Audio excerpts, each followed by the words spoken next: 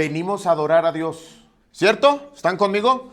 Venimos a adorar a Dios y esta predicación no es aparte de la adoración. Esta predicación es también adoración. Y hoy, hermanos, vamos a leer un salmo y vamos a tener la predicación sobre el salmo más breve de la Biblia.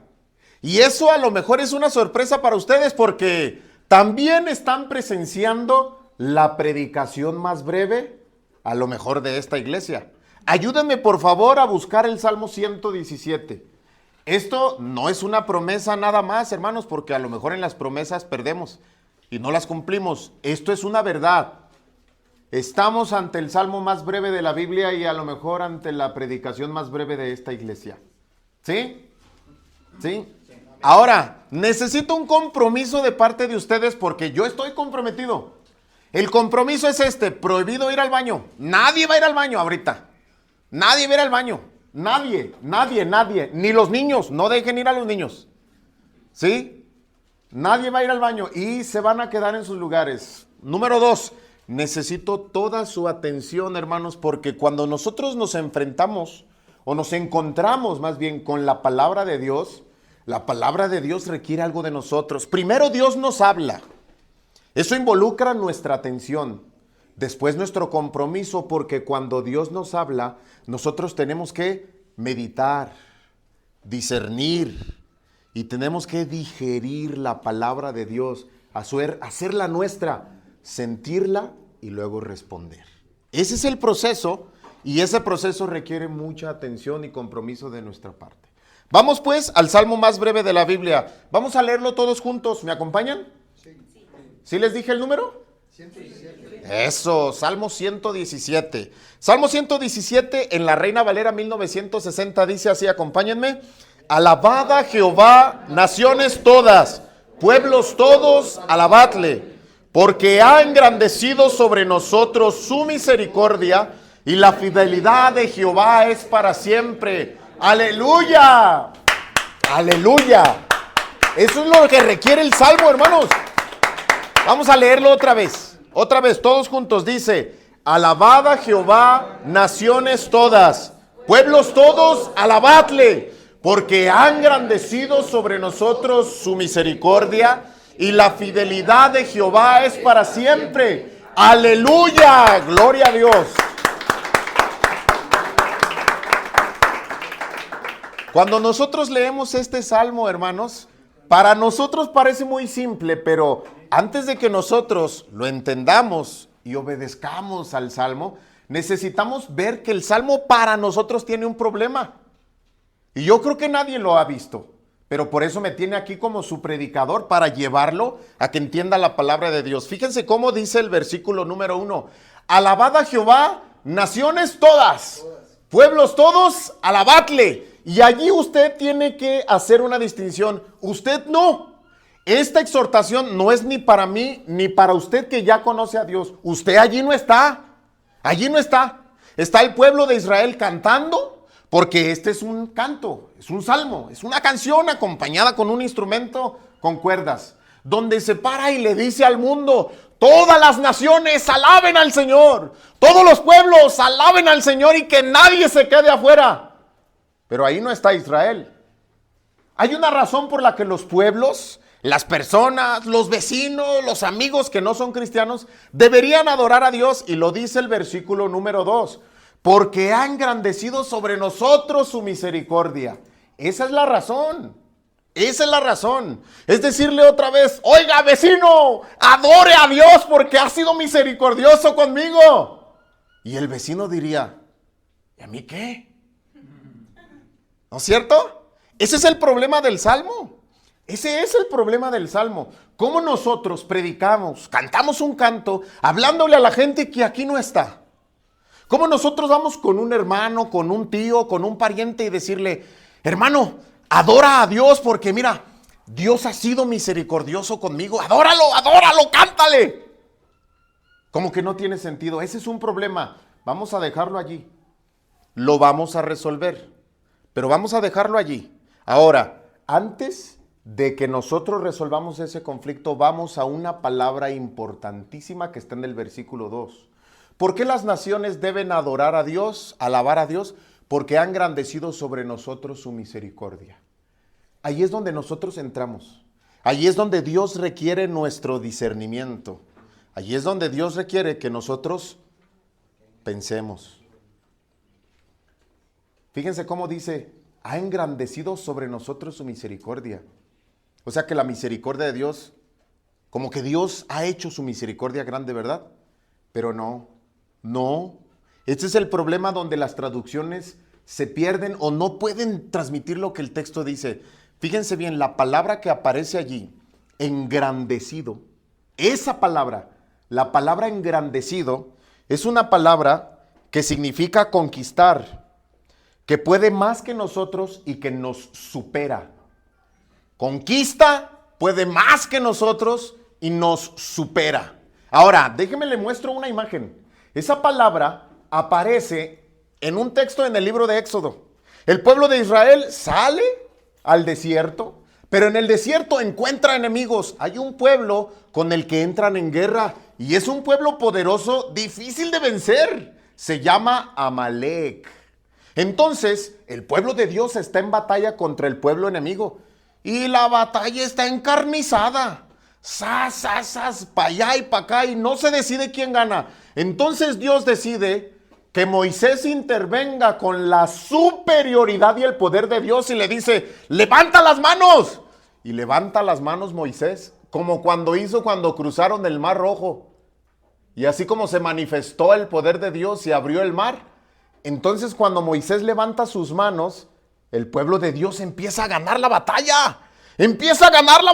Pero ¿qué pasa con Moisés? Se cansa.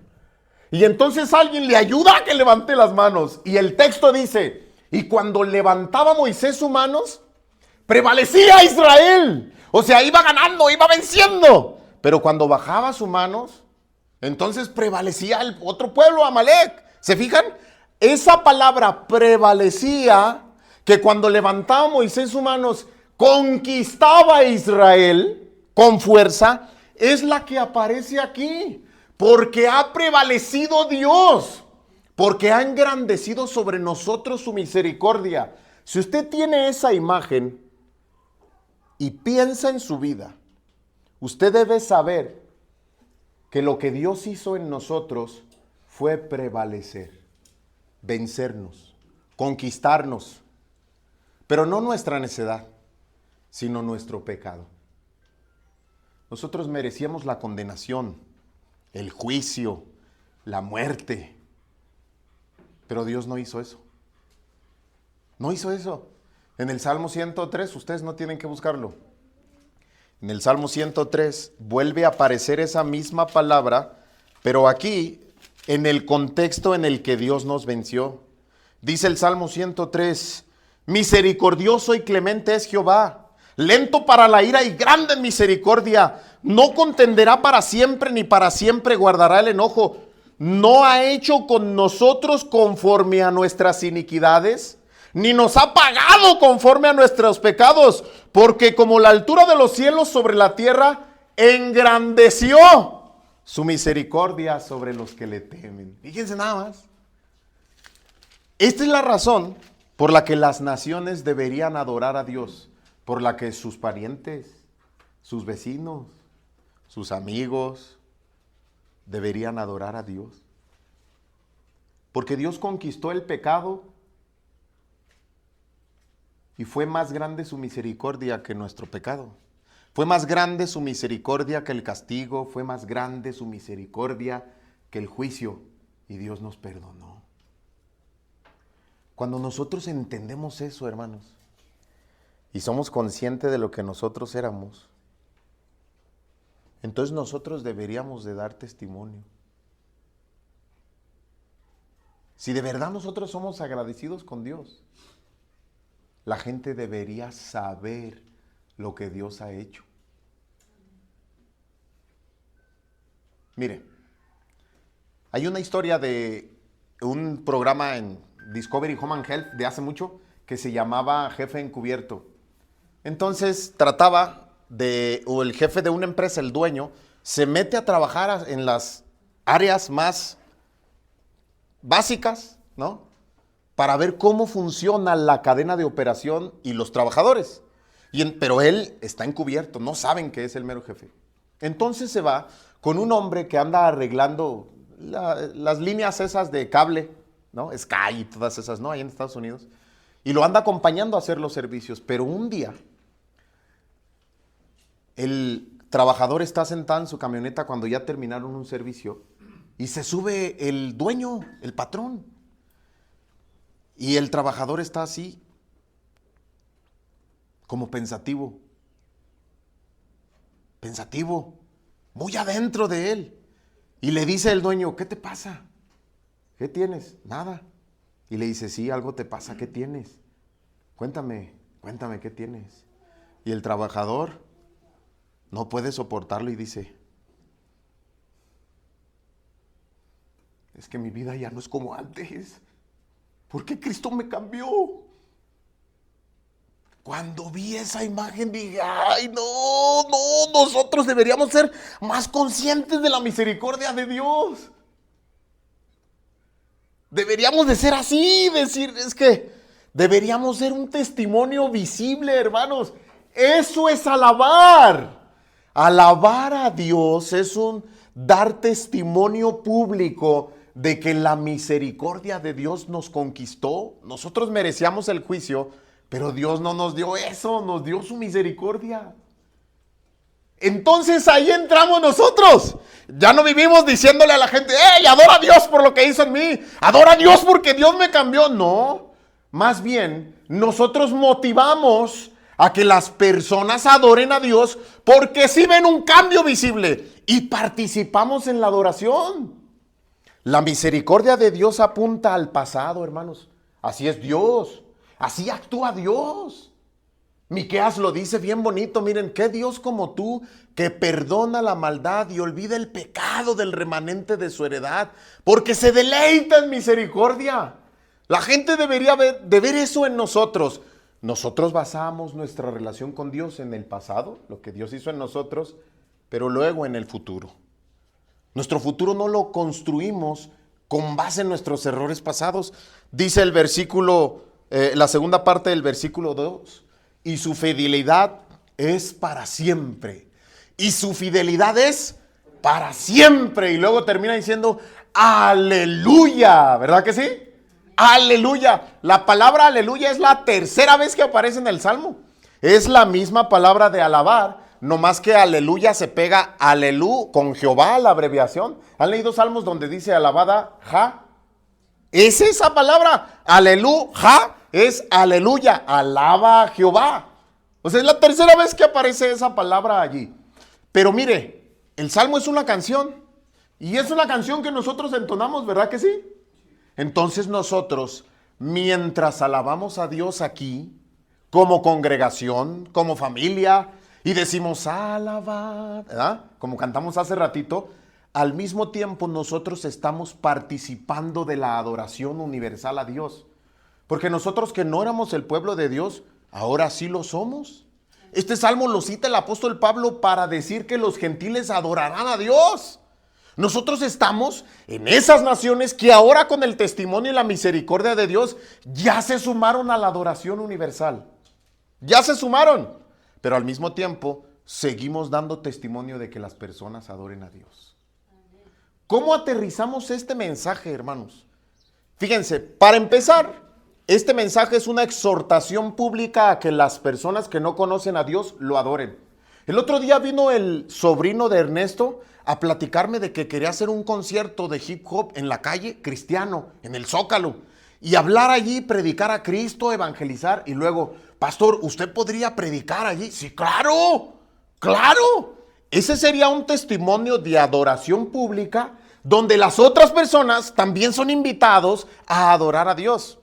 Pero nosotros, hermanos, somos los que deberíamos de reflejar el carácter y la misericordia de Dios en nuestras vidas y dar un testimonio público a las personas para que ellos vieran lo que Dios hizo en nosotros y entonces otras personas vengan y adoren a Dios.